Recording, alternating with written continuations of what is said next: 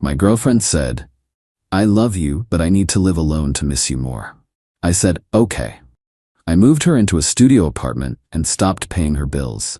She called a week later crying because missing me didn't pay the rent. I, 31 male, got blindsided about 3 weeks ago.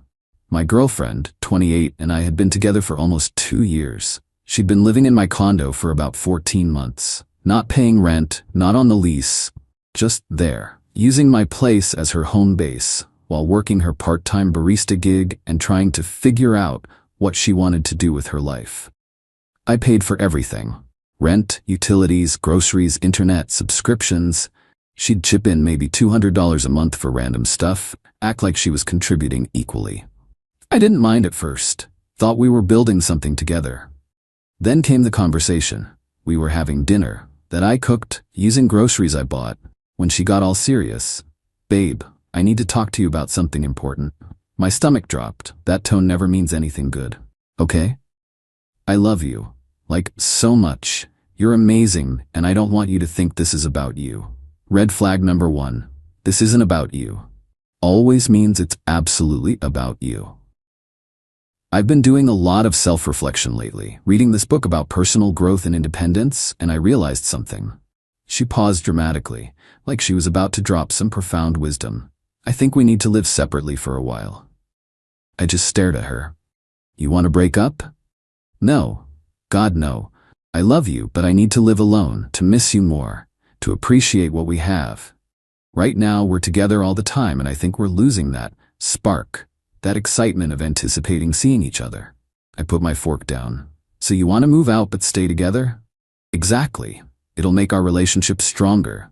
Absence makes the heart grow fonder, right? We can still see each other, have date nights, sleep over sometimes, but I need my own space to grow as a person." The way she said it, like she'd been rehearsing, probably had this whole speech planned. "Where would you live?" "Well, I've been looking at studios. There's this cute place about 20 minutes from here. Super affordable." "How affordable?" "Like $1,100 a month, plus utilities." "But I can totally handle it." She made $1,400 a month at the coffee shop, working maybe 25 hours a week. I did the math in my head. Rent, utilities, food, phone, car insurance, gas. The numbers didn't work. "You can handle $1,100 rent on your salary?" "I'll pick up more shifts, and I've been meaning to look for a better job anyway. This will motivate me." Something clicked. She wanted her own place but expected me to bankroll it. Keep paying her phone bill, her car insurance, buying her groceries, covering date nights. She wanted independence without the actual responsibility. "When were you thinking of moving?" "Soon. Like end of the month. I already talked to the landlord and she's holding the place for me. I just need first month's rent and deposit." "How much is the deposit?" $1,100, so $2,200 total to move in. She looked at me expectantly, like I was supposed to offer right then and there. I took a breath, made a decision. "You know what? You're right." Her face lit up. "Really?" "Yeah, if you need space to appreciate us more, I support that. Let's get you moved in this weekend." "Oh my God, thank you. I knew you'd understand. You're the best." She hugged me, practically bouncing with excitement. What she didn't know, I just decided to take her at her exact word. She wanted independence. She was getting it. All of it. Update 1, that weekend was educational. I helped her move into the studio. It was tiny, like 400 square feet, barely bigger than my living room, but she loved it. Kept talking about how cozy and mine it was. I paid the $2,200 move-in cost. She thanked me repeatedly, promised she'd pay me back once she got more shifts. The whole time I was moving boxes, I was also running calculations in my head, making lists, preparing. Sunday night, after we got her settled, I went home to my peaceful, suddenly much quieter condo. Monday morning, I got to work. First stop, phone provider. She was on my family plan as an additional line for $30 a month. Called them up, explained I needed to remove a line. They asked if I wanted to transfer the number to her own account. No thanks, just disconnect it. Done. Next, car insurance. She was on my policy as an additional driver since she'd totaled her previous car last year and couldn't afford her own coverage. Called my agent. I need to remove someone from my policy. No problem. Effective when? Today. That one felt good. Her insurance alone would run her about $180 a month with her driving record.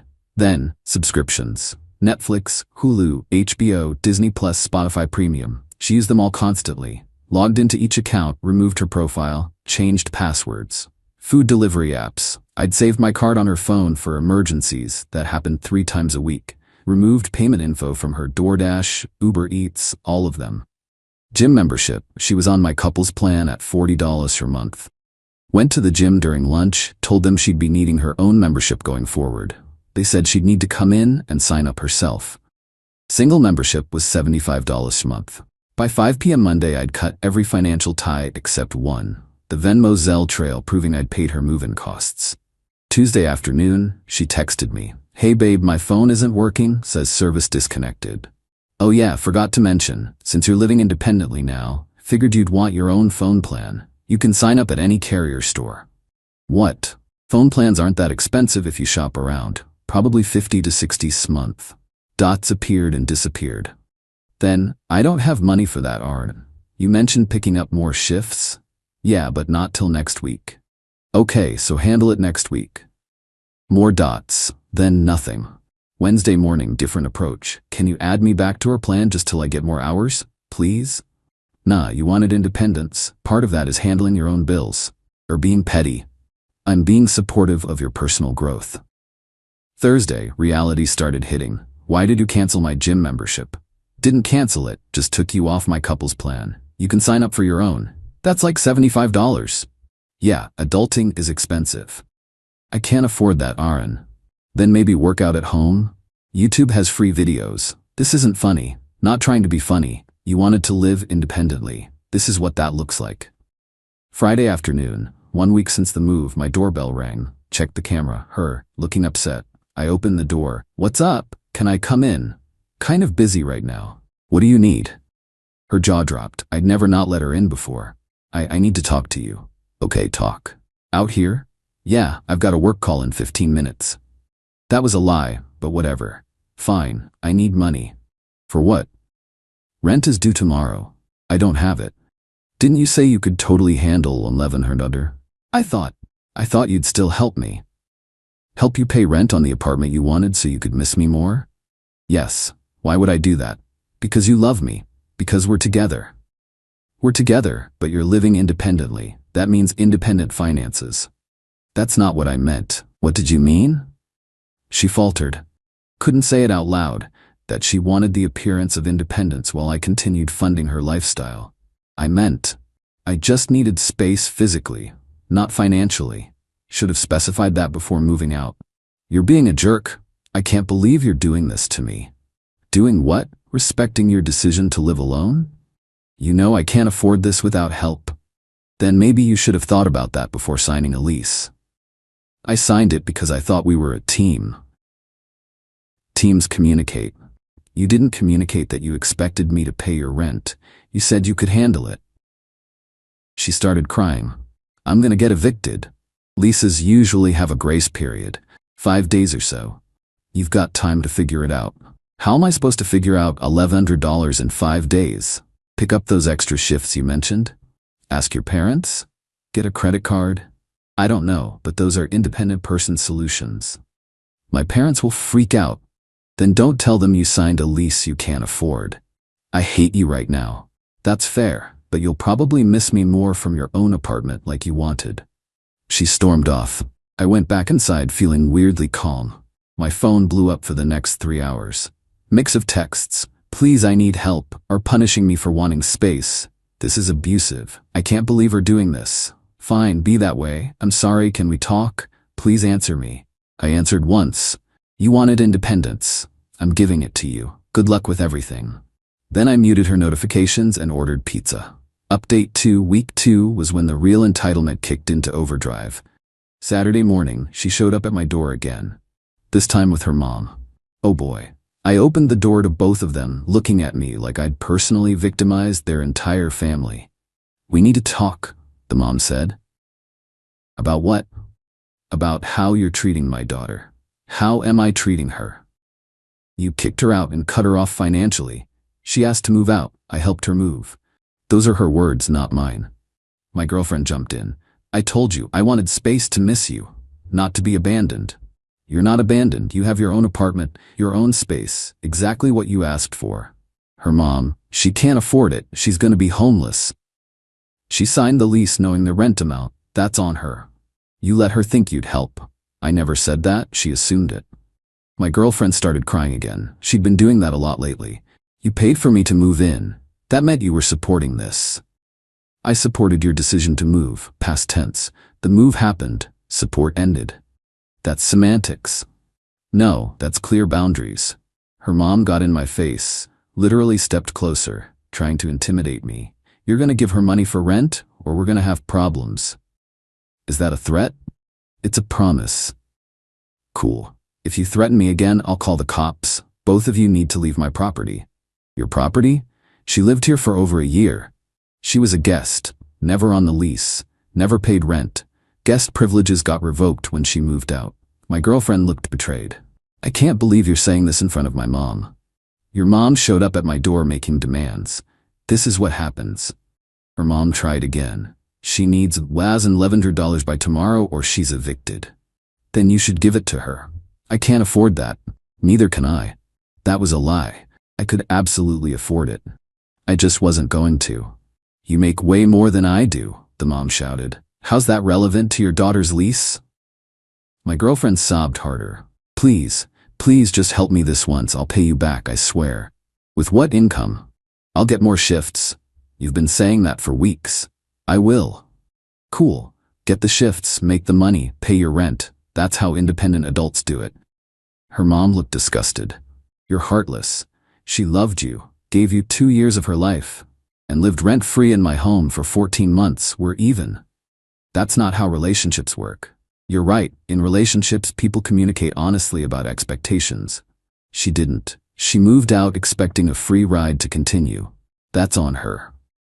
They left after more crying and accusations. I deadbolted the door and made coffee. That afternoon, mutual friends started texting me. She'd gone full victim mode on social media, apparently.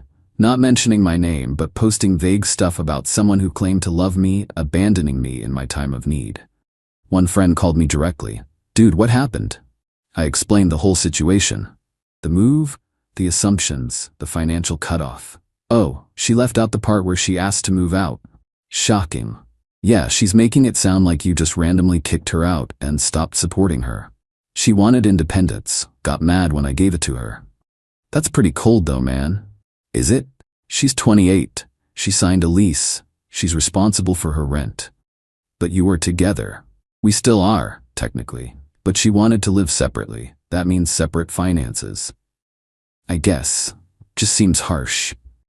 Know what's harsh? Manipulating someone into paying your bills while pretending you want personal growth. He didn't have a response to that. Monday I got a call from a number I didn't recognize. Answered anyway. Hello? Hi, this is calling from the property management company. I'm calling about apartment 2B? Oh, this was gonna be good. I don't live there. Right, but you paid the move-in costs for the tenant? I helped someone move in, yes. Well, rent is now 5 days late and we can't reach the tenant. We were hoping you could help us contact her. I'm not her emergency contact, not sure why you're calling me. Your name is on the payment receipt for the deposit. Okay, I made a one-time payment. That doesn't make me responsible for ongoing rent. Is there any way you could pass along a message to her? We're not really in contact right now. Oh, well, if you do speak with her, please let her know we need payment immediately, or we'll begin eviction proceedings. Will do. Hung up. She'd apparently been dodging their calls. Smart. Wednesday night, 9 days after she moved in, she showed up at midnight. Banging on my door. I didn't open it. Use the intercom. It's midnight. Go home. I can't. They're evicting me. Okay. Okay. That's all you have to say. What do you want me to say? Help me how? Give me money for rent. No. Please, I'll do anything. Anything except get a better job or live within your means? You're being cruel. I'm being honest. I love you. You love the lifestyle I provided, not me. Silence. Then that's not true. Prove it. Show me you can be independent like you wanted. Handle your own stuff. I can't. Then you made a poor decision moving out. More crying, more begging. I turned off the intercom and went back to bed. Thursday morning, she texted from her friend's phone. I'm staying at my friend's. Had to leave the apartment. They changed the locks. Are you happy now? I replied, did you tell your friend you moved out to miss me more, or did you skip that part? No response. Friday, her mom called me. I almost didn't answer, but curiosity won. Yes? My daughter is on my couch, crying. She lost her apartment. Okay. This is your fault. How? You were supposed to take care of her. She's an adult. She takes care of herself. She relied on you. She shouldn't have. You led her on. I helped her move when she asked. Nothing more. You owe her. For what? For wasting 2 years of her life. I actually laughed. She wasted 2 years living rent-free? Sounds like she came out ahead. You're disgusting. I'm realistic. Your daughter wanted to play independent adult without the work. She learned a lesson. She learned you're a user. She lived in my home, ate my food, used my subscriptions, didn't pay rent, then moved out expecting it all to continue. Who's the user? The mom hung up on me. That evening, my girlfriend showed up one more time. She looked exhausted. Can we please talk? Actually talk. I opened the door but didn't invite her in. What? I messed up. I know I did. I wanted my own space, but I didn't think about the money stuff. I thought we'd figure it out together. You didn't communicate that. I know. I'm sorry. Can we start over? Start over how? I move back in. We forget this happened. No. Why not? Because you showed me who you are. Someone who makes decisions without thinking through consequences, then expects someone else to fix it. I made a mistake. You made a calculated choice. You wanted freedom and support. You can't have both. So that's it? We're done? We're done the way we were. If you want to try again, get your life together first. Get a real job. Get a place you can afford. Prove you can be independent. That could take months. Then it takes months. You won't even help me? Help you how? Pay your bills? That's not help, that's enabling. I hate that you're right. I know. She left. Didn't slam the door, didn't yell, just left. I haven't heard from her since. Update 3, final. It's been about 6 weeks since she moved out. Time to wrap this up since people keep asking what happened. The week after our last conversation, I heard through friends that she'd moved back in with her parents, 2 hours away. Had to quit the barista job since she couldn't commute. Her mom was apparently furious with both of us, me for abandoning her daughter, and her daughter for being stupid enough to move out without a plan. At least the mom had some sense. Week 3, she texted from yet another friend's phone. I get it now. You were right. I wasn't ready to live alone. I'm sorry. I didn't respond. Week 4, different number. Can we meet up and talk? I miss you. Still didn't respond. Last week, she finally gave up on the texting and sent an email. Long one. Basically said she'd been selfish, immature, didn't understand how money worked, thought I'd just take care of everything like always. Said she was working on herself, seeing a therapist, trying to get a better job. Ended with, I know I don't deserve another chance, but I hope you'll consider it someday. I replied, I appreciate the apology. I hope you're actually working on yourself and not just saying it. But no, I'm not interested in trying again. Good luck with everything. She responded within minutes. Really? After everything we had? We didn't have anything real. We had a comfortable arrangement where I paid for your life and you enjoyed it. That's not a relationship. That's not fair. It's accurate. So we're just done? Just like that?